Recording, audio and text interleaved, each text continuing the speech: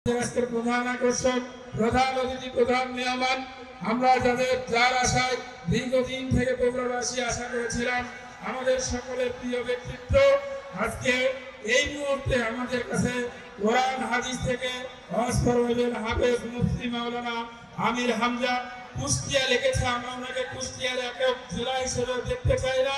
আমরা মনে করি বাংলাদেশের সন্তান, বাংলাদেশের প্রতিটি আনাচে কানাচে যার চাহিদা রয়েছে, এই জন্য আমরা একটা জেলাতে ওনাকে রাখতে চাই না। বাংলাদেশের কৃতি সন্তান, আমাদের সকলের প্রিয় কলিজার সন্তান, কলিজার মানুষ আমাদের আমির হামজা ভাই এ পর্যায়ে আমাদের মাঝে কোরআন হাদিস থেকে ওয়াজ করানোর জন্য সঙ্গীরা অনুরোধ করছি। নারায়ে তাকবীর, নারায়ে তাকবীর, নারায়ে তাকবীর। আল কোরআনের আলো সংসদে চালালো, নারায়ে তাকবীর। السلام عليكم ورحمة الله وبركاته. إن الحمد لله والصلاة والسلام على رسول الله. أما بعد فأعوذ بالله من الشيطان الرجيم. بسم الله الرحمن الرحيم.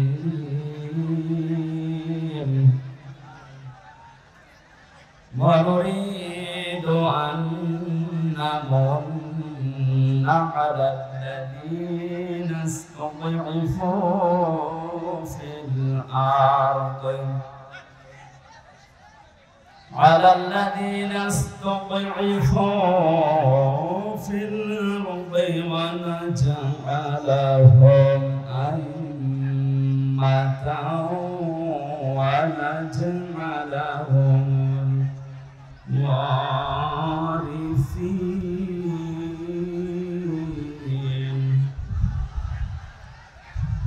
صدقت يا ربنا.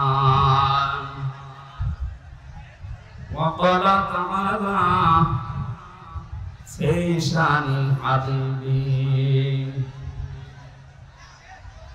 لقد كان لكم في رسول الله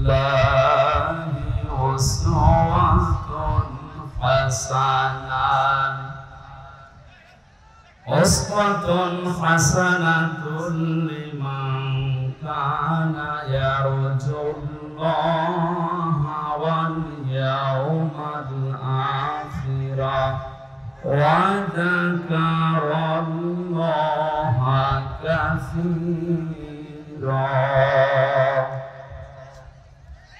صدقت يا ربنا. عن أبي هريرة رضي الله تعالى عنه قال: قال النبي صلى الله عليه وسلم: من تمسك بسنتي عند فساد أمتي فله أجر 100 شهيد. رواه ابن ماجه. اللهم صل على محمد وآله وصحبه وبارك وسلم. الحمد لله.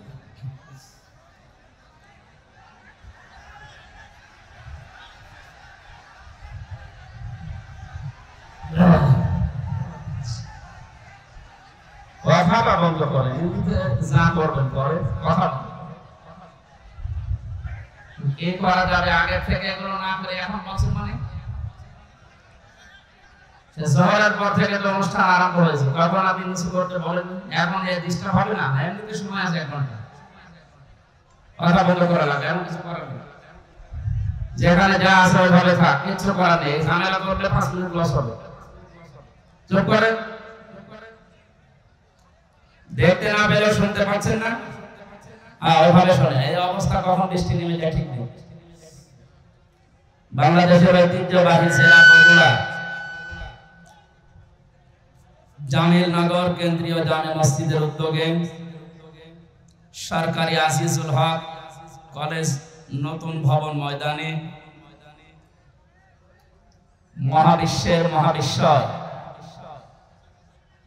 আমাদের আদর্শ, আমাদের নেতা মুহাম্মদুর রাসূলুল্লাহ সাল্লাল্লাহু আলাইহি ওয়াসাল্লামের জীবনের বিভিন্ন অংশের আলোচনা, বিশেষ করে যে বিষয়গুলো নিয়ে বাংলাদেশ, ভারত, পাকিস্তান এই তিনটা দেশে ভেজাল লেগে আছে, আমরা এগুলো নিরসনের জন্য আজকের এই আলোচনার আয়োজন।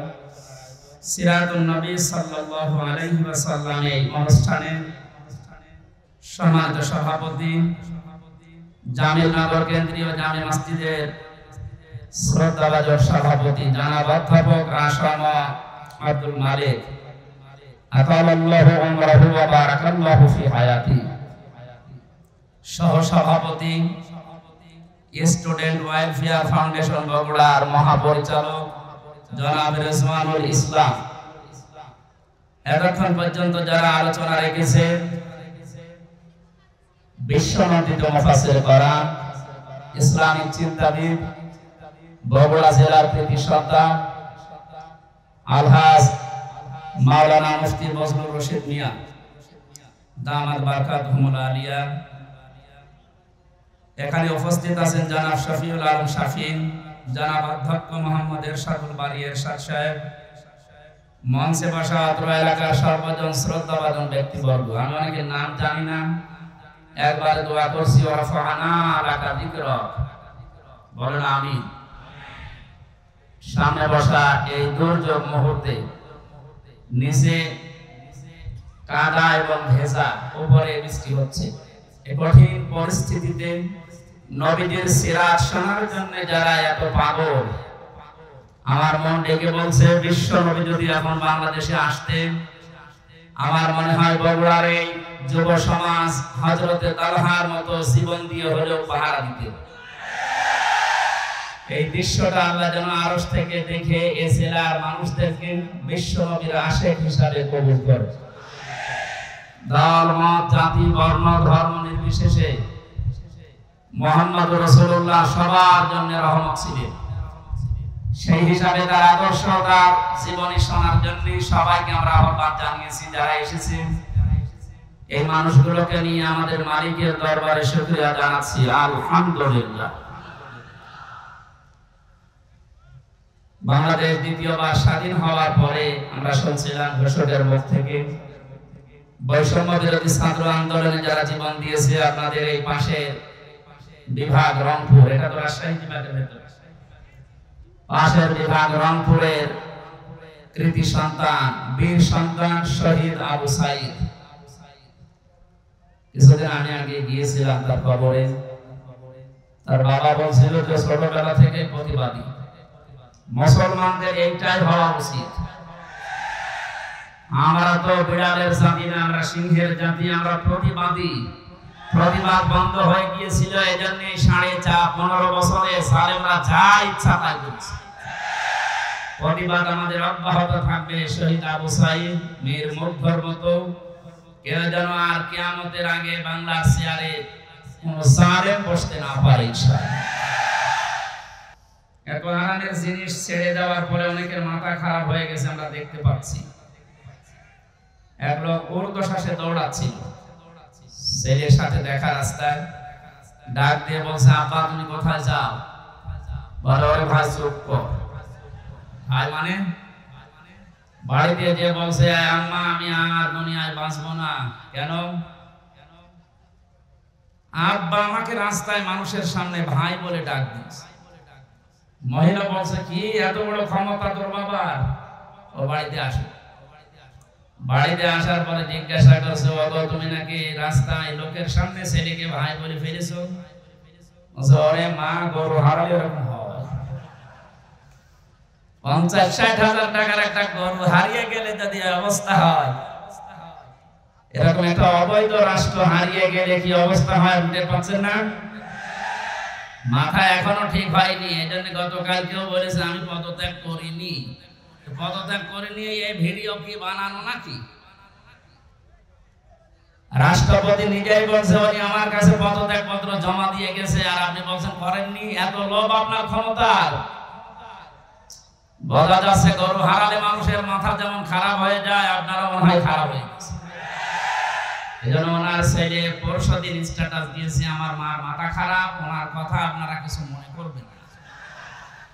তার আগের দিনে স্ট্যাটাস দিয়েছে, জয় সাহেব, দেশের মানুষ আমার মাকে কুকুরের মতো তাড়িয়ে দিয়েছে। কি সুন্দর সুন্দর স্ট্যাটাস, সুবহানাল্লাহ বলে। সুতরাং শোকে দুঃখে যারা উল্টাপাল্টা বকছে, জালেমদের দোসর এখনো যারা এই দেশে ছড়িয়ে ছিটিয়ে আছে, তাদেরকে সাহস জোগাতে অনেকে বসে চট করে ঢুকে পড়বো, আসেন। কত মানুষ অনেকের চামড়া দিয়ে ডুবডুবি বাঁচাবে বলে বসে আছে, বিশেষ করে আবু সাইদের মা। আপনাকে যদি পাই, সত্যি আপনার এক টুকরা চামড়া ওর লাগবে। বহু মানুষ এরকম যারা অনেক কিছু হারিয়েছে, আশায় আছে। আমরা দেখতে পাচ্ছি এদেশের অনেকে এখন একটু সুর লাগিয়েছে যে ওনাদেরকে সামনে আনতে দিন। এটা কিন্তু একটা টোপ, ভুলেও আপনি টোপ গিলবেন না। যদি বাইরে আসেন, এই যে জনপ্রশাসন মন্ত্রণালয়ের যিনি কালকে ধরা পড়েছিল, ও মনে করেছিল যে সব সহজ হয়ে যাচ্ছে, যে বের হয়েছে দরবেশের মতো ধরা খেয়েছে। আশা করছি আপনি ভুল করবেন না। কোরআনে কারিমের এই অনুষ্ঠানে যেহেতু নবীর জীবনী শোনার জন্য আমরা এসেছি, এই পৃথিবীতে শ্রেষ্ঠ অনুষ্ঠান দুইটা, কোরআনের আলোচনা আর নবীজির আদর্শের আলোচনা। এর উপরে দুনিয়ার কোনো উত্তম আদর্শ, উত্তম আলোচনার অনুষ্ঠান নেই। এটা এখন ইবাদত চলছে, যে ইবাদতে কষ্ট বেশি হয় ওই ইবাদতে সওয়াব বেশি হয়। এই জন্য যেহেতু দুইটা অবস্থা, নিচে ভেজা উপরে বৃষ্টি পড়ছে, কঠিন অবস্থায় যারা আসলাম বলেন আলহামদুলিল্লাহ। দরুদ আর সালাম পড়ছি আমাদের নবী মুহাম্মদ রাসূলুল্লাহ সাল্লাল্লাহু আলাইহি ওয়াসাল্লামের প্রতি। অবস্থা ভালো না, এখন আমি খুব তাড়াতাড়ি করছি। কোরআনে কারিমের 6666 আয়াত থেকে মাত্র দুইটা আয়াত পড়েছি। সূরা কাসাসের 5 নাম্বার আয়াত, সূরা আহজাবের 21 নাম্বার আয়াত। আমরা দুইটা আয়াত থেকে, বিশেষ করে যেহেতু এটা সিরাতুন নবী সাল্লাল্লাহু আলাইহি ওয়াসাল্লাম মাহফিল, সেই হিসাবে সূরা আহজাবের 21 নাম্বার আয়াতটা বেছে নিচ্ছি। সূরা কাসাসের যে সুসংবাদটা, এটা আপনাদেরকে শোনাতে চাই। আল্লাহ পাক বলেন, নুরিদু আন নামুন্না আলাল্লাযীনা ইসতাযিফু ফিল আরদি ওয়া নাজআলাহুম আইম্মাতাও ওয়া নাজআলাহুমুল ওয়ারিসিন। এই পৃথিবীর ময়দানে ফেরাউন ছিল, যতগুলো দল আছে কাউকে কিছু বলবো না, শুধুমাত্র মুসা আলাইহিস সালামের যে অনুসারী যে দল, এই দলকে আমি ধ্বংস করে দেব। হাজার হাজার বছর আগে ফেরাউন বুঝতে পেরেছিল এদেশে যেহেতু দল বিদলে বহু মানুষ বিভক্ত হয়ে আছে, কোন দলের দ্বারা তার ক্ষতি হওয়ার সম্ভাবনা নেই। একটা দলের দ্বারা তার ক্ষতি হওয়া, তার রাজত্ব, তার সিয়ার চলে যাওয়ার সম্ভাবনা আছে, সেটা মুসা নবীর দল। এখানে বড় টার্গেট ছিল এই দলটাকে। হাজার হাজার বছর পর 2009 সাল থেকে 24 সাল পর্যন্ত পৃথিবীতে লেডি ফিরাউন যারা এসেছে, তার ভেতরে অন্যতম আমরা অনেককে পেয়েছি। তারাও বুঝে ফেলেছে এদেশে হাজারো দল আছে, কারো দ্বারা সিয়ারের ক্ষতি হওয়ার সম্ভাবনা নেই। একটা দলের দ্বারা এদেশের সিয়ার নড়ে যাওয়ার সম্ভাবনা আছে। সে দলের ভেতরে আমরা 4টা জিনিস পেয়েছি। কোন দল যদি কেউ গঠন করে, সূরা আলে ইমরানের ভেতরে 4টা বিষয় আল্লাহ জানিয়েছেন। 104 নাম্বার আয়াত। দল করতে আমরা জানি 4টা জিনিস লাগে। 1 নম্বরে নেতা লাগে। কি লাগে? নেতা ছাড়া দল হয়? কোরআনে কারিমের জন্য বিশ্ব নবীকে আল্লাহ হে নেতা এই শব্দ বলে ডাক দিয়েছেন। ইয়াসিন।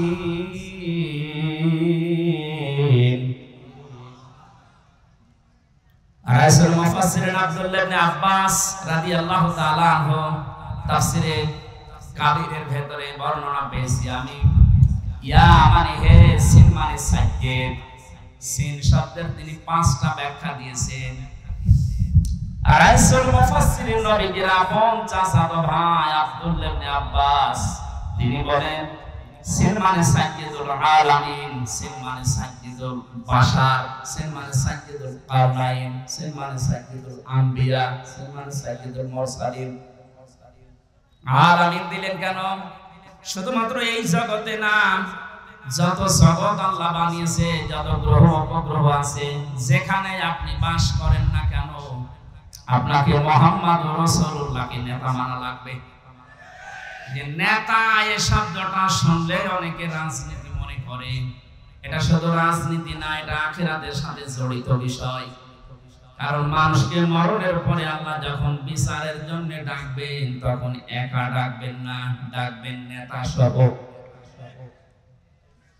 ইয়াউমা নাদউ কুল্লা উনাসিন বিইমামিহিম। সূরা বানী ইসরাঈলের ৭২ নম্বর আয়াতের প্রথম অংশে আছে, আল্লাহ পাক বলেন কিয়ামতে প্রতিটি মানুষকে আমি আল্লাহ আমার সামনে বিচার করার জন্য ডাকবো তার নেতার সাথে। ও বগুড়াবাসী, আগে নেতা, পেছনে কর্মী। আপনার বিবেকে কি বলে বলেন তো? আপনি এই পৃথিবীতে যে নেতার আদর্শ মানেন, যার পেছনে স্লোগান দেন, ওই লোকটা যদি সামনে থাকে, আপনি যদি পেছনে থাকেন, ওর যা সরাত সিরাত, ওর যা চরিত্র আপনি তো সবই জানেন।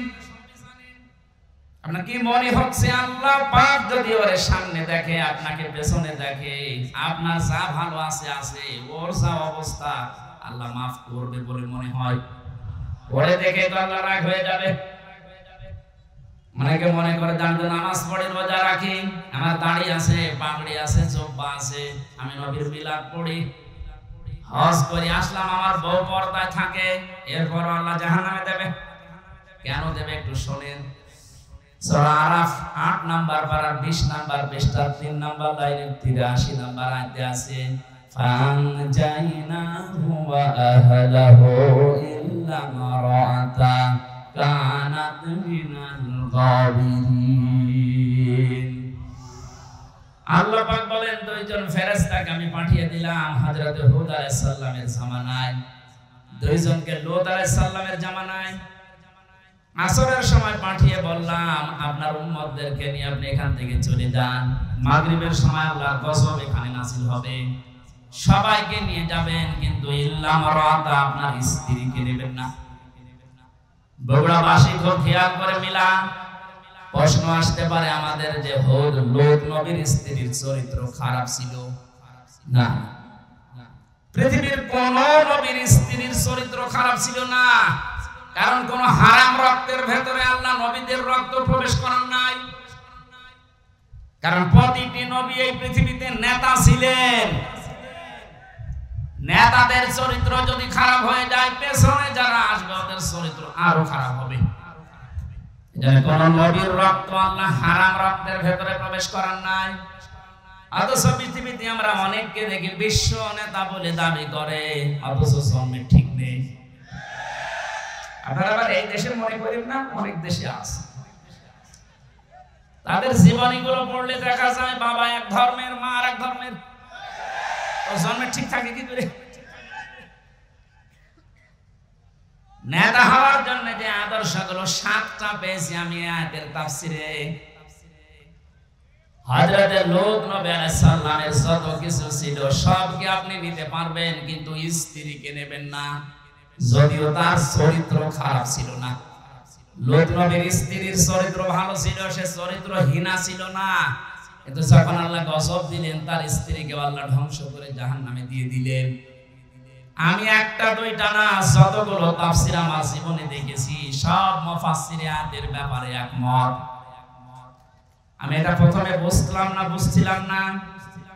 জেলখানা যাওয়ার পরে আপনাদের এই পাশের বিভাগ রামপুর বিশ্ব ইসলামী আন্দোলন বাংলাদেশ জামাত ইসলামের সহকারী সেক্রেটারি জেনারেল ছিলেন জনাব এটিএম আজহারুল ইসলাম। মাঝে মাঝে আমার কাছে বই পাঠাতেন।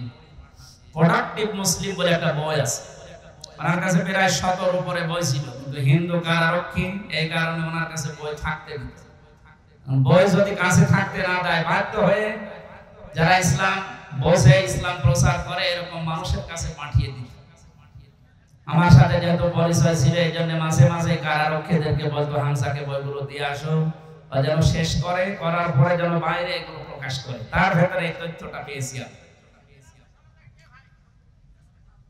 লোক নবীর স্ত্রীর চরিত্র ভালো, সে চরিত্রহীনা ছিল না, তারপরও আল্লাহ তাকে ধ্বংস করে দিয়েছেন একটাই মাত্র কারণ।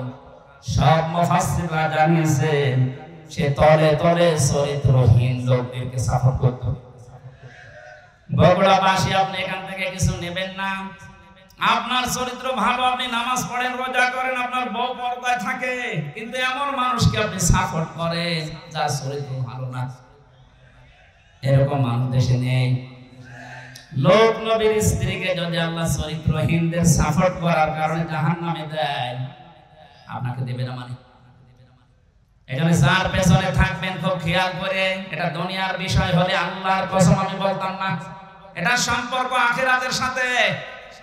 এই পৃথিবীর ময়দানে যার আদর্শ ঠিক নেই, নেতা ঠিক নেই, এ মারা যাওয়ার পরে কিতাবুল মুফরাদের ভেতরে হাদিস পেয়েছি, আলাদাবুল মুফরাদ, ও মরণের সঙ্গে সঙ্গে বিনা হিসাবে বিনা বিচারে জাহান্নামী। আমি আপনাদেরকে মাসাতে এসেছি। এখন যদি আপনি বাঁচতে না চান, জান আপনার বিবেকের উপরে ছেড়ে দিলাম। আমি দেখতে পাচ্ছি কোরআনের চোখ লাগিয়ে যে আপনি জাহান্নামে যাচ্ছেন। আসেন, ফিরে আসেন। এখনো পশ্চিম থেকে সূর্য ওঠে নাই, এখনো পর্যন্ত তওবার দরজা বন্ধ হয়ে যায়নি। ফিরে আসেন, এটা দুনিয়ার বিষয় না। বগুড়াবাসী বহু ভালোবাসি আপনাদের, এটা দুনিয়ার বিষয় না, এটা আখিরাতের সাথে সম্পৃক্ত। আপনি ধরা খাচ্ছেন।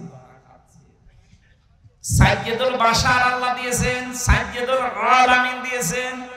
যদি বলেন আমি বগুড়ায় না, আমি কুষ্টিয়ায় বাস করি, কুষ্টিয়া কি পৃথিবীর ভেতরে না?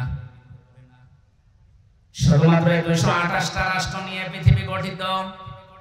এখান থেকে আরো শত গ্রহ আছে। কেউ যদি বলে আমি মঙ্গল গ্রহে বাস করি, ওইটা কার?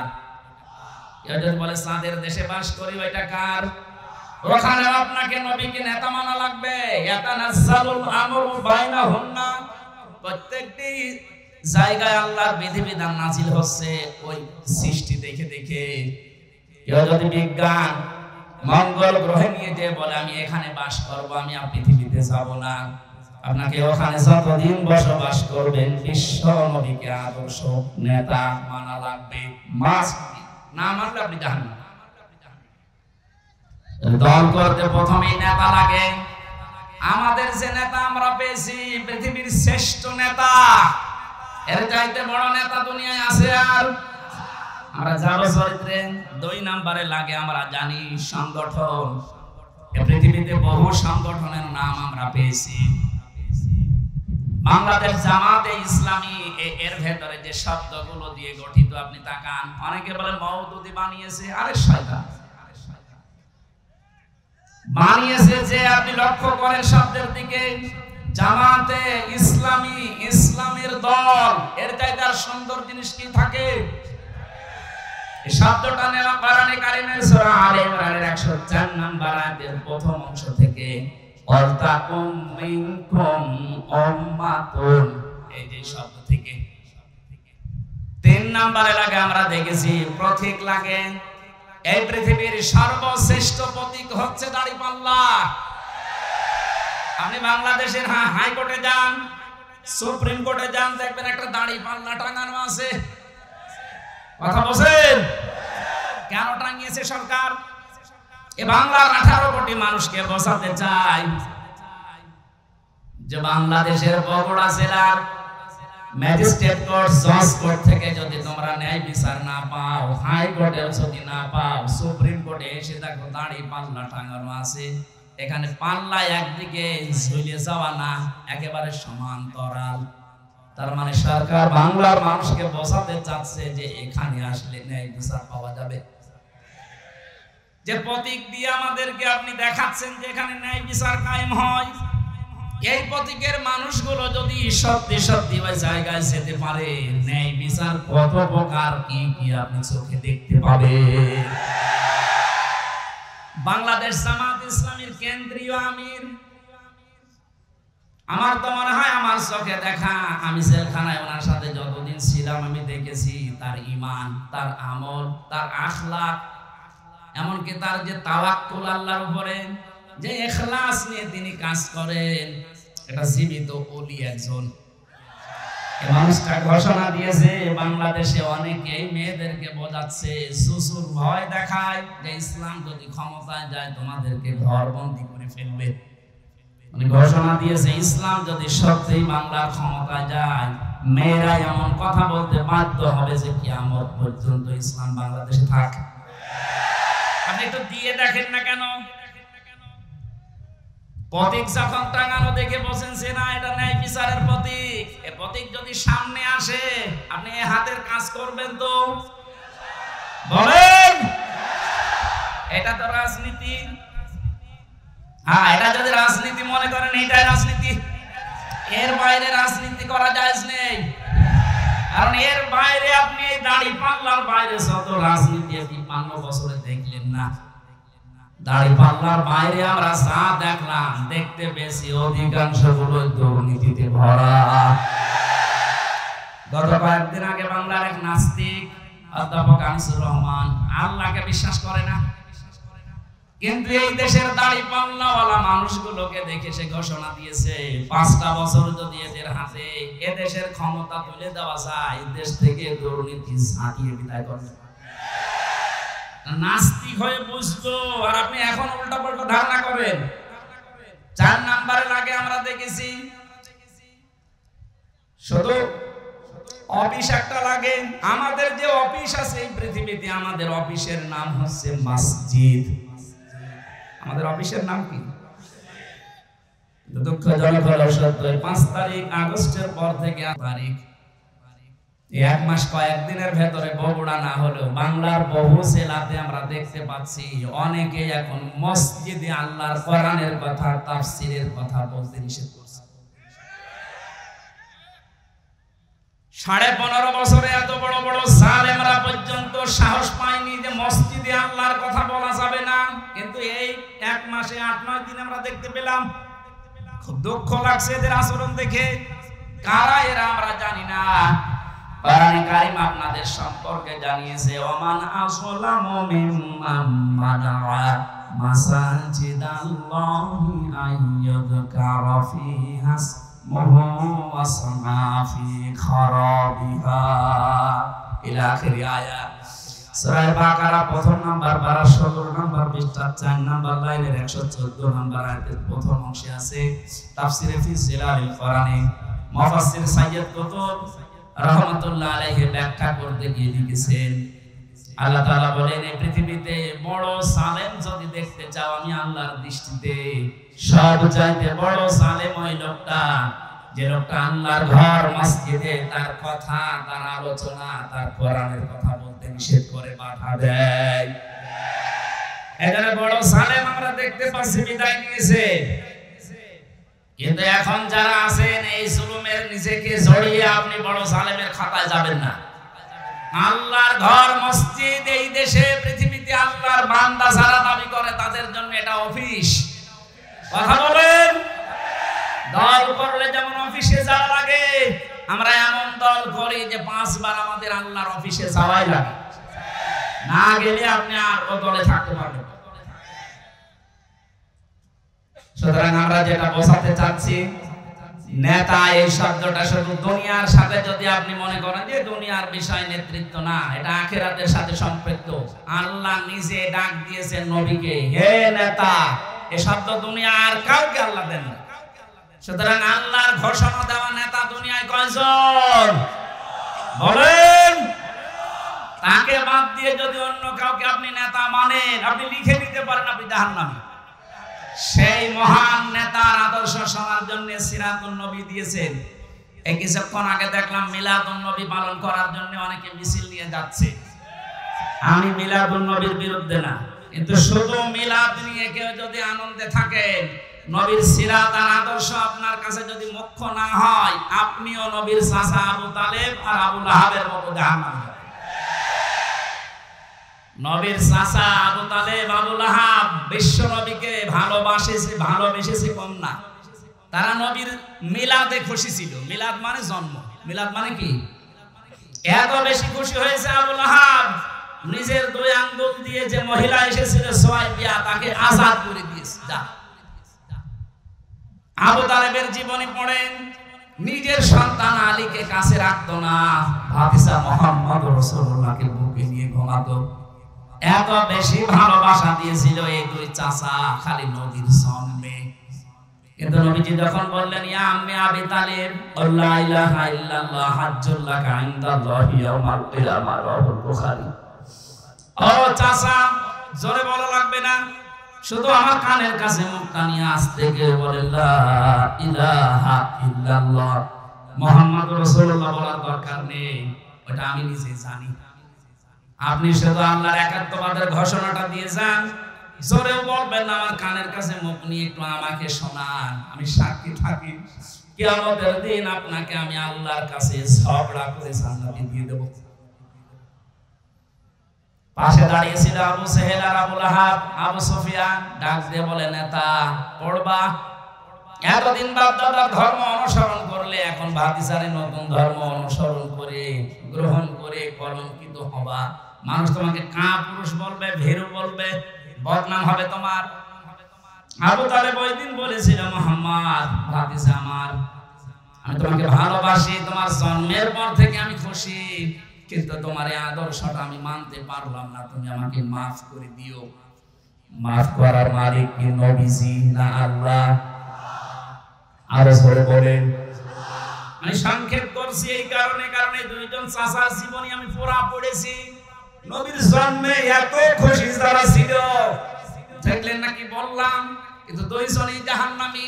2জনে কি বলেন বলেন?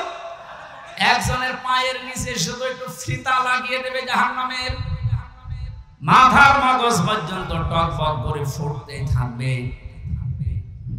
আর আবু লাহাব জাহান্নামী, এটা আল্লাহ কোরআনে কারিমে সূরা লাহাব তার নামে নাযিল করে জানিয়েছেন, সায়াসলা নারান যাতা লাহাব। বলেন নাউযুবিল্লাহ। বগুড়াবাসী সিস্টেম অপর পৃষ্ঠায় দেখুন, আরো 2জন চাচার নাম আমরা জানি, একজন হযরতে আমির হামজা আর একজন হযরতে আব্বাস রাদিয়াল্লাহু তাআলা আনহুমা। এই 2জন চাচা শুধু নবীর জন্মের সময় খুশি ছিল তা না, ওরা নবীর আদর্শ পেয়েও খুশি ছিল। একজন চাচা হযরতে আব্বাস নবীর আদর্শ পেয়ে খুশি, তার প্রমাণ তার মুখের কথা, মান সাকাত আমাল ঈমান মা রাদিয়া বিল্লাহি রাব্বা ওয়া বিল ইসলামি দীনা ওয়া বি মুহাম্মাদির রাসূলিল্লাহ সাল্লাল্লাহু আলাইহি ওয়াসাল্লাম নাবিয়্যা ওয়া রাসূলা।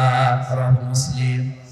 হযরত আব্বাস বলেন, কেউ যদি ঈমানের স্বাদ পেতে চায়, সে যেন আল্লাহকে রব পেয়ে খুশি থাকে, ইসলামকে জীবন ব্যবস্থা পেয়ে খুশি থাকে, আর মুহাম্মাদুর রাসূলুল্লাহকে নবী এবং রাসূল স্বীকার করে খুশি থাকে। তিনি যে রাসূলের আদর্শ পেয়ে খুশি ছিলেন, এই কথাই তার প্রমাণ। আরেকজনের দিকে তাকান, হযরতে হামজা রাদিয়াল্লাহু তাআলা আনহু। নবীদের আদর্শ মানতে গিয়ে নিজের শরীরকে উহুদের ময়দানে 70 টুকরা করেছেন, নবীর আদর্শ ছেড়ে দেননি। তার জীবনী পড়তে গিয়ে পেয়েছি হযরতে হামজাকে ওরা এত টুকরা করেছিল, লজ্জাস্থান পর্যন্ত কেটে বাঁধিয়ে দিয়েছে। শেষ পর্যন্ত বিভিন্ন জায়গায় পাহাড়ে লতা পাতা দিয়ে নবীজি তার লাশটা যখন ঢাকলেন, মাথা থেকে পা পর্যন্ত তার নিজের পাগড়ি দিয়ে ঢেকে দিলেন, পাহাড়ের লতা পাতা দিয়ে পায়ের শেষ অংশে ঢেকে দিলেন। ডাক দিয়ে বললেন, রব্বুল আলামিন, আমার এই চাচা হামজার উপরে আমি এই পর্যন্ত খুশি আছি, হে আমার মালিক, তোমাকে বলছে তুমি আমার চাচা হামজার উপরে খুশি হয়ে যাও। বগুড়াবাসী, আগে 2জন চাচাও তো আদর করেছে, মহব্বত দেখিয়েছে, ভালোবেসেছে, কিন্তু জন্মে কথা বলেন না কেন? ওই 2জন চাচার শুধু মহব্বত ছিল, ভালোবাসা ছিল, আদর ছিল জন্মে মিলাদে, কিন্তু আদর্শ মানতে তারা নারাজ। এই 2জন চাচা জন্মেও খুশি, আদর্শ পেয়ে খুশি, তাদের জন্য নবীজির বক্তব্য দেখে, হে আমার মালিক, আমার চাচা হামজার উপরে আমি এ পর্যন্ত খুশি আছি, তোমাকে বলছি তুমি আমার মালিক হিসাবে আমার চাচার উপরে খুশি হয়ে যাও। নবীজি যদি কথা বলে কারো পক্ষে আল্লাহ খুশি না হয়ে পারবে? বুঝতে পারলাম এই চারজনের জীবনী পড়ে দুইজনে শুধু মিলাদ নিয়ে খুশি, জাহান্নামী। দুইজনে মিলাদেও খুশি, সিরাতেও খুশি, এজন্য দুইজনে জান্নাতি। আশা করছি আমার কথা অর্থ বুঝেছেন। এবার আসেন কেন বিশ্ব নবী মুহাম্মদ রাসূলুল্লাহকে এই পৃথিবীর ময়দানে আদর্শ হিসাবে মেনে নেওয়া লাগবে। আমি 27টা কারণ পেয়েছি কোরআন আর সিরাতের কিতাবে। একটা একটা করে যে কয়টা বলা যায় দেখি। রব্বুল আলামিন বলেন, লাকাদ কানা লাকুম ফি রাসূলিল্লাহি উসওয়াতুন হাসানাহ ইলা আখির আয়াত। অবশ্যই আমি তোমাদের জন্য মহত্তম আদর্শ লুকিয়ে রেখেছি আমার রাসূলের জীবনে। আমার এখানে দুইটা প্রশ্ন। আল্লাহ পাক বিশ্বনবী মুহাম্মদ রাসূলুল্লাহর নাম জানতেন না? কথা বলেন না কেন? ওনার নাম যে মুহাম্মদ, এই শব্দটা আল্লাহ জানতেন না? ফি রাসূলিল্লাহ দিলেন কেন? আমাদের আদর্শ মানা রাখবে মুহাম্মদ ইবনে আব্দুল্লাহকে, না রাসূলুল্লাহকে। এবার আমার প্রশ্ন, উনি রাসূল হয়েছিলেন কি জন্মেই? বলেন। যিনি উনি পৃথিবীর সর্বপ্রথম নবী, শেষ নবী, এই কথা আমরাও মানি, কিন্তু ঘোষণা দেওয়া হিসাবে উনি কিন্তু 40 বছরে নবুয়ত পেয়ে ঘোষণা হয়েছে। ওরা আরব জাহানে 40 বছরের আগ পর্যন্ত কেউ নাকি নবী বলতো না, বলতো মুহাম্মদ ইবনে আব্দুল্লাহ। বলেন। উনি রাসূলুল্লাহ হয়েছেন, নবী হয়েছেন কত বছর বয়সে? আরো জোরে। এর আগে পুরা আরব জাহানে ওনাকে নাম দিয়েছিল মুহাম্মদ ইবনে আব্দুল্লাহ আস-সাদিক আল-আমিন। আজ বাংলাদেশ সহ বিশ্বের বহু জায়গায় আমরা দেখতে পাচ্ছি অনেকে বলছে আমরা নবীওয়ালা কাজ করি। এই কথাটা প্রতারণা। আপনি করছেন নবীওয়ালা কাজ না, আপনি করছেন মুহাম্মদ ইবনে আব্দুল্লাহর কাজ। কারণ মুহাম্মদ ইবনে আব্দুল্লাহ 17 বছর বয়সে হিলফুল ফজল শান্তির সান্ধ্য গঠন করার মাধ্যমে ভালো ভালো কাজের আঞ্জাম দিয়েছিলেন। কথা বলেন কেন? তিনি মানুষকে ভালো কথা শোনাতেন, ভালো কথা বলতেন, মানুষের বিপদে এগিয়ে যেতেন। এই কাজগুলো করেননি? সিরাত ইবনে হিশাম দেখেন, এই কাজগুলো তিনি করেছিলেন। কি বুঝলেন এখানে?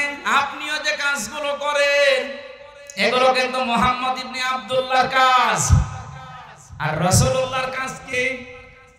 তিনি যেই দিন রাসূল হচ্ছেন তার মানে 40 বছর বয়সে, ওই দিনই জিবরাইল তাকে বলেছিল ইকরা।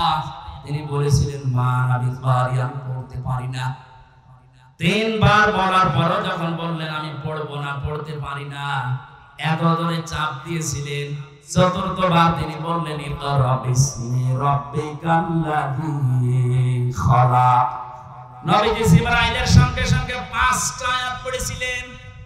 প্রশ্ন আসতে পারে প্রথম 3 বার পড়লেন না কেন? জবাব হচ্ছে 3 বার জিবরাইল শুধু ইকরা পড়েছিলেন, যে পড়ো পড়ো। নবীজি প্রশ্ন করলেন ভাই জিবরাইল আমি পড়বো কি? বারবার যে আমাকে পড়তে বলেন, আমি কি পড়বো? যখনই বলেছে বিসমি রাব্বিকা, রবের নামে পড়ো, তখন আমি আর থামি নাই, আরম্ভ করেছি। কিয়ামত পর্যন্ত আমার উম্মত যারা আসবে তাদেরকে শিক্ষা দিয়ে গেলাম, পড়াশোনা যদি করতে হয় রবের নামে পড়া লাগবে। এই 15.5 বছরে অনেক পড়া পরিবর্তন হয়েছে না হয়নি? ঢাকা বিশ্ববিদ্যালয় থেকে ইকরা বিসমি রাব্বিকাল্লাযী খালাক এই মনোগ্রাম বাদ দিয়েছে। কবি নজরুল ইসলাম কলেজ থেকে ইসলাম বাদ দিয়েছে। ইসলামী বিশ্ববিদ্যালয় কুষ্টিয়া রব্বি জিদনি ইলমা এইটাও বাদ দিয়েছে। যত জায়গায় যত কিছু বাদ হয়েছে 15.5 বছরে নবীর উম্মতেরা এখন যেহেতু দায়িত্ব পাচ্ছে, আহ্বান জানাবো এগুলো সব যেন ফিরিয়ে নিয়ে আসা হয়। কারণ রব ছাড়া আমরা পড়তে চাই না। রবের নাম বাদ দিয়ে যে পড়া হয় ওটা পড়া না। এক কথা বুঝতেছে? এখন প্রশ্ন আসতে পারে তাহলে অন্যান্য দেশ এত উন্নতি করে তারা কি রবের নামে পড়ে? উন্নতি হয়েছে কিন্তু অবনতিও আছে। আমি সিঙ্গাপুর, মালয়েশিয়া সহ কতগুলো দেশ ঘুরে আসলাম, ওদের যে চরিত্র আমি দেখে এসেছি। বাকি যে দেশগুলোর নাম বললাম না, ফ্রি সেক্সের দেশ, লেখাপড়া ওরা আমাদের তাতে কম করে নাই। রাস্তার ধারে দাঁড়িয়ে মা বাবার সামনে জেনা করছে, এ কি মানুষ না কুত্তা? হ্যাঁ বলেন। রবের নামে যদি আপনি পড়াতে পারতেন, এখানে মা বাবা আর বড় ভাই যারা আছেন দায়িত্বে, আমি আপনাকে গ্যারান্টি দিচ্ছি 3টা বছর আপনি কোরআনের শিক্ষা সেখানে দেওয়া হয়, এই তালিমুল কোরআন অথবা যে ক্যাডেট মাদ্রাসা চাই বলেন, এখান থেকে 3টা বছর পড়িয়ে নেন। বাকি ওকে ডাক্তার বানাবেন, ইঞ্জিনিয়ার বানাবেন। জনাব শাহাবুদ্দিন সাহেব ওনার ছেলেকে বানিয়েছে ইঞ্জিনিয়ার, আর একটা ইঞ্জিনিয়ার। এইরকম আপনি তুলে দেন, কোনো অসুবিধা নেই। 3টা বছর কোরআনের শিক্ষা দিয়ে দেন, 2টা গ্যারান্টি আপনাকে আমি দিলাম, জীবনে এই ছেলে কোনোদিন নেশা করবে না। যদি শয়তানের ধাক্কায় পড়ে কোনোদিন করেও ফিরে আসবে, কারণ নূর আছে ভেতরে। 2 নম্বরে জীবনেও কোনোদিন আপনাকে বৃদ্ধাশ্রমে দেবে না। আশা করছি আপনি কাজে লাগাবেন। নবী মুহাম্মদ রাসূলুল্লাহ বললেন, জিবরাইল পড়তে বললে কি পড়বো? সেই বলেছে রবের নাম ধরে পড়া আরম্ভ করেছেন। আজকে আমাদের এই দেশে শুরু হবে সিরাতুন নবীর আসল, যে আমরা রব ছাড়া অন্যের নামে পড়তে চাই না। অনেকে বাবার নামে পড়া আরম্ভ করেছিল। কিসের বাবা? আমরা পড়তে চাই কার নামে বলেন? ফিরে আসলেন ওখান থেকে, ডাক দিয়ে বললেন, সাম্মেলনি সাম্মেলনি ইয়া খাদিজা, আমি ভয় পেয়েছি, আমাকে ছড়িয়ে দাও কম্বল দিয়ে। হযরতে খাদিজা বলেছিলেন, স্বামী আল্লাহি কাল্লা, 2 বার কসম দিলেন, আল্লাহি আল্লাহর কসম, কাল্লা কখনো না, লা ইখসিকাল্লাহু আবাদান। এতটুকু শব্দের ভেতরে খাদিজা 3 বার আল্লাহর নাম বলেছেন, অথচ তিনি তখনও মুসলমান হননি। একটা অমুসলিম কসম দেওয়ার সময় একটা বাক্যে 3 বার আল্লাহর নামের ঘোষণা দেয়, আর দেশে হাজারো মুসলমান আমরা দেখি কসম দেওয়ার সময় কসম দিয়েছে বাবার নামে। তাও জীবিত বাবা হলে হয় কবে মরে গেছে সে বাবার নামে। এখান থেকে একটা মাসলা বের হয়, কসম দেওয়ার জন্য আল্লাহ বাদে কারো নামে কসম দেওয়া জায়েজ নেই, হারাম। সুতরাং আল্লাহ বাদে কারো নামে আর কসম দেবেন বলেন? বিশ্বনবী এসে 5টা কথা শুনলেন খাদিজার কাছে। প্রথম নাম্বারে বলেছিলেন, স্বামী আমার ভয় পাবেন না, আল্লাহ কখনো আপনাকে অপমান অপদস্থ ভয় দেখাতে পারে না, কারণ আপনি আত্মীয়তার সম্পর্ক ঠিক রাখেন। ও বাংলার মুসলমানেরা, যারা রক্তের সম্পর্কগুলো ঠিক রাখে, আত্মীয়তার সম্পর্কগুলো জুড়ে রাখে, তাদেরকে আল্লাহ পাক নির্ভয় করে দেয়। পৃথিবীর কেউ তাদেরকে ভয় দেখাতে পারে না। আর আমরা দেখি এগুলো যারা ঠিক রাখে না, তাদের মনের ভেতরে হাজারো অজানা ভয়। জেলে যাওয়ার আগে একবার মাহফিল থেকে আসার সময় পুলিশ গাড়ি থামিয়ে আমার বসে, হুজুর বুকে ফু দিয়ে দেন। কেন? দায়িত্ব পালন করতে গিয়ে দেখি হঠাৎ তাল গাছের ভেতরে কি যেন মরে উঠল। আমি ভয় পেয়েছি। তুই তো ভয় পাবি, কারণ মানুষকে ঠেকায় আর মানুষের অধিকার নষ্ট করে, হক নষ্ট করে, উল্টা পাল্টা টাকা কামাই করে। যারা মানুষের অধিকার নষ্ট করে না, হক নষ্ট করে না, রক্তের সম্পর্ক ঠিক রাখে, তাদের ভেতর থেকে আল্লাহ অজানা ভয়গুলো দূর করে দেয়। মেয়েরা যারা এসেছেন, সম্মানিত মা বোনেরা, হাদিস বলছে, কোন মেয়ে লোক যদি চায় যে আমার স্বামী বেশি দিন বেশি থাক, আমার স্বামীর হায়াত বেড়ে যাক, তার সম্পদ বেড়ে যাক, তার সম্মান বেড়ে যাক, সে যেন স্বামীকে বারবার তাকিদ দেয়, স্বামী তুমি যা করো করো, কিন্তু সম্পর্কগুলো ঠিক রাখো। তোমার মায়ের সাথে, বাবার সাথে, বোনের সাথে, ভাইয়ের সাথে, ফুফুর সাথে, চাচার সাথে, আমার গুলো যদি নাও করো, অন্তত এইগুলো সম্পর্ক ঠিক রাখো। কিন্তু 100টার 98টা পরিবারে আজ বাংলাদেশে বোর কারণে আমরা এই রক্তের সম্পর্কগুলো ঠিক রাখতে পারি না। কারা কারা পারছেন না হাত করেন তো একজন।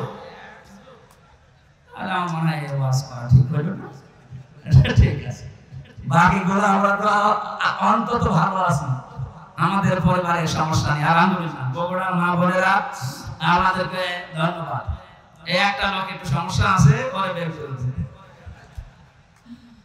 না, আমি শুধু হাসির জন্য বলি না, আমি কিন্তু বাস্তব বলছি। হাজারো পরিবারে আজ স্ত্রীর কারণে নিজের মা বাবার সাথে আমরা সম্পর্ক নষ্ট করে ফেলি।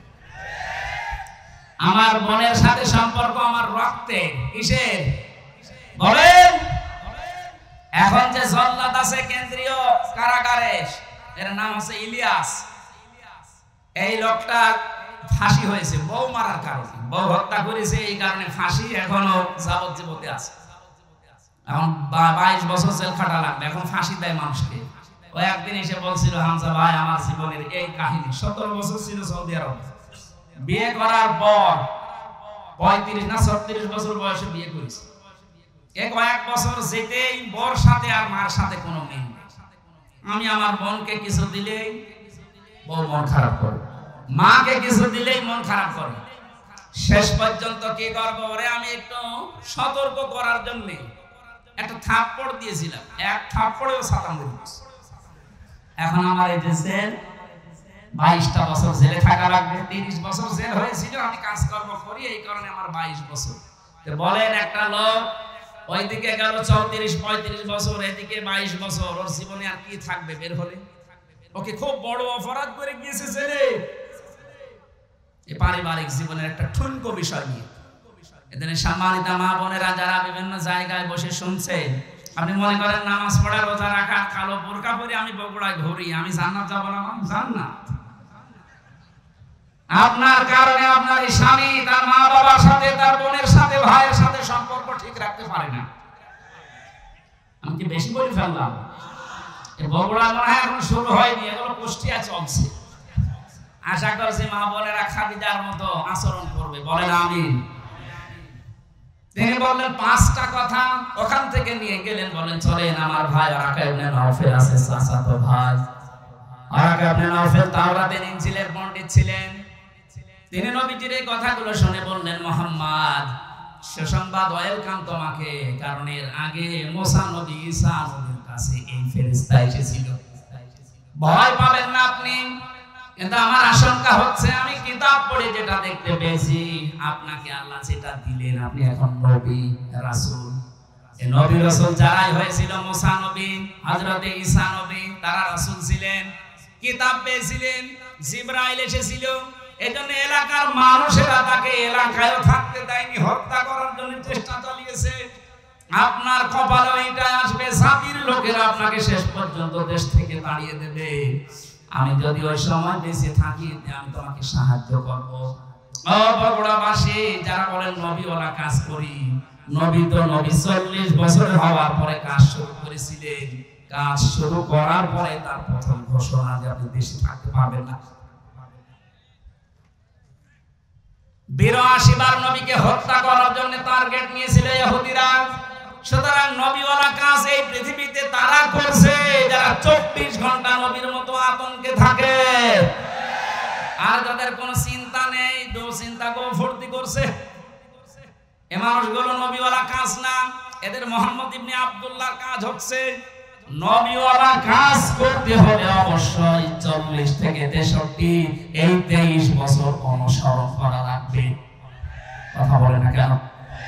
এবার আসেন কেন করা লাগবে। 1 নম্বর, বিশ্ব নবীকে উসওয়াতুন হাসানা, এই শব্দটা আল্লাহ এমনি দেয়নি, দুনিয়ার কারো নামের আগে পরে এই শব্দটা আপনি দেখবেন না।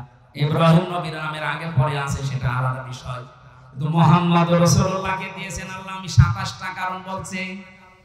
1 নম্বরে বিশ্ব নবী মুহাম্মদ রাসূলুল্লাহর জীবনী আমাদের কাছে পরিষ্কার, এই কারণেই তিনি একমাত্র আদর্শ। দুনিয়ায় যার অনুসরণ আপনি করেন, কেউ বুকে হাত দিয়ে বলতে পারবেন না যে দেশে বঙ্গবন্ধু, জিয়াউর রহমান, মতিয়ার রহমান নিজামী, চারমোনাই পীর, যারা ছয় দলে আছে, কেউ গ্যারান্টি দিতে পারবেন না যে আমার নেতার চরিত্র 100 ভাগ পরিষ্কার। পারবেন না। অথচ নবীজি নিজে জানিয়েছিলেন, আমার স্ত্রীরা, হে আমার সাথীরা, হে আমার সাহাবীরা, দিনের আলোতে রাতের আধারে আমার ভেতরে যা দোষটি দেখতে পাও সব খুলে খুলে মানুষকে বলে দাও। এটা বলার মতো মানুষের পৃথিবীতে আমরা কাউকে পাইনি। কারো জীবনী আমাদের কাছে পরিষ্কারও না। কারণ সে ছোটবেলায় কি করেছে, কার মুরগি চুরি করেছে, কার কাঁঠাল চুরি করেছে আমরা জানি না। কথা বলে না কেন? অথচ তার 63 বছরের জীবনে আপনি একটা কলম লাগাবেন, সে জায়গাও পাবেন না। কি সুন্দর কথা আল্লাহ তার নামে দিয়েছেন, খুলুকিন আযীম। আযীম শব্দটা বিশাল শব্দ। আল্লাহ বলেন এই নামটা আমি শুধু মুহাম্মদুর রাসূলুল্লাহর চরিত্রে ব্যবহার করেছি। ইসমাঈল নবীকে আমি একটা নাম দিয়েছিলাম, আমার নাম গোলামিন হালিম, আমার সহনশীল বান্দা। ইসহাক নবীকে আমি একটা নাম দিয়েছিলাম গোলামিন আলিম, আমার জ্ঞানী বান্দা। মুহাম্মদুর রাসূলুল্লাহকে যে নাম দিয়েছি এটা খুলুকিন আযীম, আমার মহান চরিত্রের বান্দা। কিয়ামত পর্যন্ত মানুষ কুল কিনারা পাবে না এর আদর্শ অনুসরণ করে। জোরে বলেন আল্লাহু আকবার। আমি যে কথাটা এ পর্যন্ত নিয়ে আসতে চাই, দুনিয়ায় কারো জীবনী আমাদের কাছে যেহেতু পরিষ্কার না, পরিচ্ছন্ন না, এজন্য একমাত্র আদর্শ আমরা কাউকে মানি না। আমরা মানি মাত্র মুহাম্মদুর রাসূলুল্লাহ সাল্লাল্লাহু আলাইহি ওয়াসাল্লামকে। দ্বিতীয় নম্বরে আমি পেয়েছি বিশ্বমানবের একমাত্র আদর্শ হওয়ার কারণে পৃথিবীর যত সম্পদ আল্লাহ দিয়েছেন তিনি ছিলেন শ্রেষ্ঠ সম্পদ। কি ছিলেন? সূরা ইউনূসের 58 নম্বর আয়াতে আল্লাহ তাআলা ঘোষণা দিয়েছেন, এই পৃথিবীতে যত নিয়ামত আমি তোমাদের জন্য দিয়েছি সর্বোত্তম সর্বশ্রেষ্ঠ সম্পদের নাম হচ্ছে মুহাম্মদুর রাসূলুল্লাহ। ফাবিযালিকা ফালিয়াফরাহু হুয়া খায়রুম মিম্মা ইয়াজমাউন। সুতরাং তোমরা যদি আনন্দ করতে চাও কারো আদর্শ পেয়ে, মুহাম্মদুর রাসূলুল্লাহর আদর্শ পেয়ে আনন্দ করো। দুনিয়ার শ্রেষ্ঠ সম্পদ এটা। জোরে বলেন আল্লাহু আকবার। 3 নম্বরে বেশি তিনি গোটা পৃথিবীর জন্য ছিলেন রহমত। যেখানে গিয়েছেন সেই জায়গা রহমতে ভরে গেছে। ওমা আরসালনাকা ইল্লা রাহমাতাল লিল আলামিন।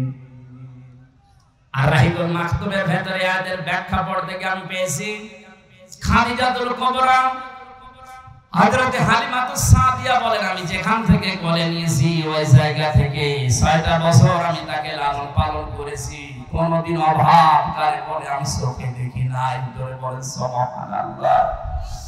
4 নম্বরে তিনি আমাদের আদর্শ, এটাই আমার আসল পয়েন্ট। এই পৃথিবীতে একজন মানুষকে শুধু অনুসরণ করলে, অনুকরণ করলে জীবনের গুনাহ মাফ হয়ে যায়, তিনি মুহাম্মদুর। পৃথিবীর কোন মানুষকে অনুসরণ করলে জীবনের গুনাহ মাফ হয় আমি কোরআনে পাইনি, শুধু একটা মানুষ। قُلْ إِن كُنتُمْ تُحِبُّونَ اللَّهَ فَاتَّبِعُونِي يُحْبِبْكُمُ اللَّهُ وَيَغْفِرْ لَكُمْ ذُنُوبَكُمْ وَاللَّهُ غَفُورٌ رَّحِيمٌ। 5 নম্বরে পেয়েছি তিনি আমাদের জন্য আলো বা লাইট। আলো লাইট নিয়ে মানুষ যেমন চলতে ফিরতে সহজ হয়, বিশ্ব নবীর আদর্শ কার কাছে থাকলে তার জীবন চলা আমার আল্লাহ সহজ করে দেয়।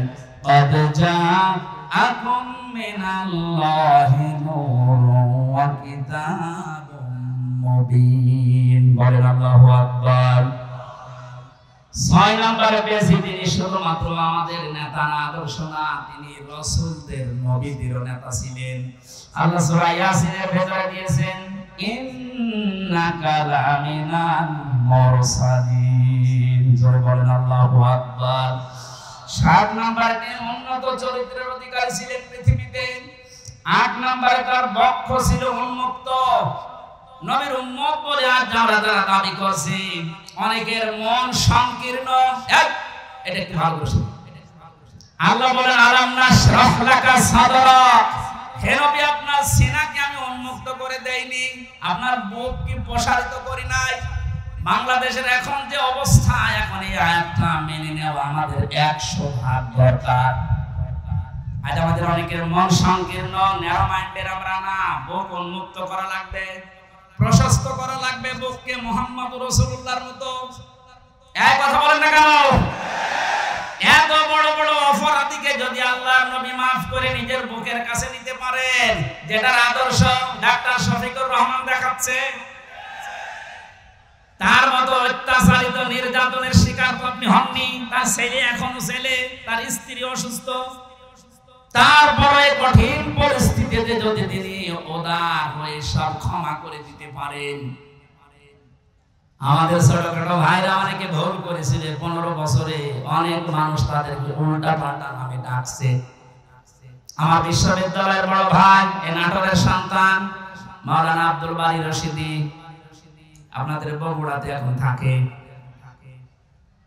ওনার জীবন চরিত্র নিয়ে অনেকে আমার কাছে মেসেজ পাঠায় যে উনি বাতিলের সাথে হাত মিলিয়ে এই কাজ করেছিল। আরে ভাই, বাস্তবতা, স্থান, কাল, পাত্র ভেদে কাজ করা লাগে। আমাদেরকে যারা দায়িত্ব দিয়েছিল জেলখানার ভেতরে, ওরা মানুষ নামে জানোয়ার ছিল। আমরাও যদি ওই আচরণ ওই সময় করতাম তো দুনিয়ায় আর বের হতে পারতাম না, ওখানে মরা লাশ হয়ে বের হতাম। এদেশে বহু জায়গা এরকম ছিল যেখানে স্থান, কাল, পাত্র ভেদে বাস্তবতার নিরিখে মিশা লেগেছিল। বাড়ি ভাই যদি ভুল করেও থাকে, উনি আল্লাহর কাছে জবাব দেবেন। ওনাকে বুকে টানতে আপনার এত উল্টা পাল্টা ফতোয়া আসে কোত্থেকে? উনি বিশ্ববিদ্যালয়ের সাংস্কৃতিক সম্পাদক ছিলেন ইসলামী ছাত্র শিবিরের। ওই পর্যায়ে না গেলে ওনার এমনি চেহারা দেখে দিয়েছিল। মানুষের মনের খবর যেহেতু আল্লাহ জানে, কি উদ্দেশ্যে কি করেছিল সেটা আল্লাহ জানে। একটা মোনাজাত করেছিল, ওইটা নিয়ে আপনি ফতোয়াবাজি করেন, আপনার জীবনে ভুল নেই।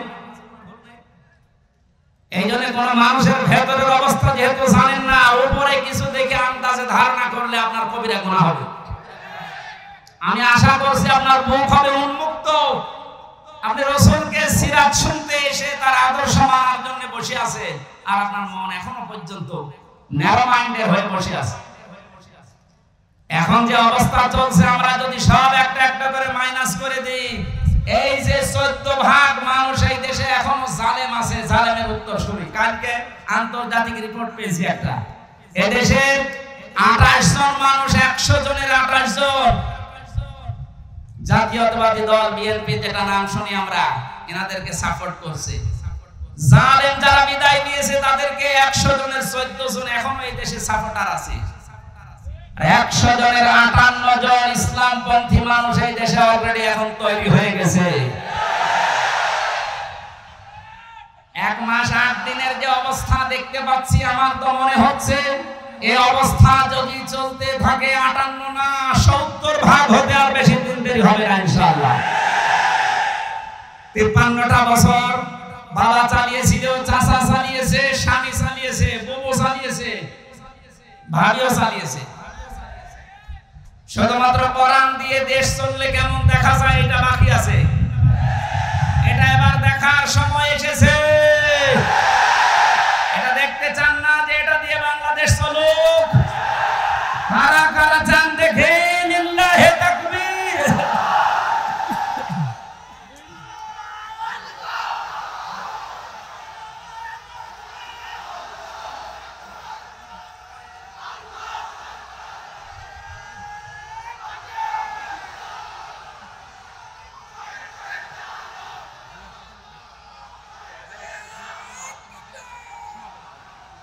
সম্মানিত ভাইরা, আমি যতগুলো নোট করেছিলাম, এত কয়েক ঘন্টা লাগার কথা, 27 টাকা বল চলছে 7টা। এখন পুরাটা বলতে গেলে আপনাদের এখন মাগরিবের আযান হবে, এরপরে আজকে আমার সিরাজগঞ্জের মাহফিল আছে, এসব পড়েন। এই মাহফিলটা আসলে আপনাকে বজলুর রশিদ মিয়া আমার চাচা জোর করে নিয়েছে। আমার যেহেতু মাহফিল আজকে 2টা ছিল, আর আমি পারছি না, কারণ ভেতরে থেকে যা খাওয়াইয়েছে ওরা, আমিও পারি না, আপনারা ছাড়েন না, আল্লাহু আকবার এরকম হয়ে যাচ্ছে।